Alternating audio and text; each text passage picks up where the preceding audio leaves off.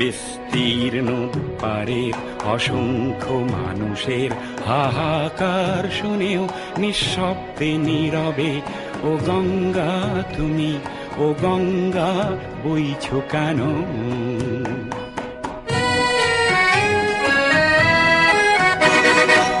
জ্ঞানবিহীন নিরক্ষরের খাদ্যবিহীন নাগরিকের নেতৃবিহীনতায় মৌন কেন?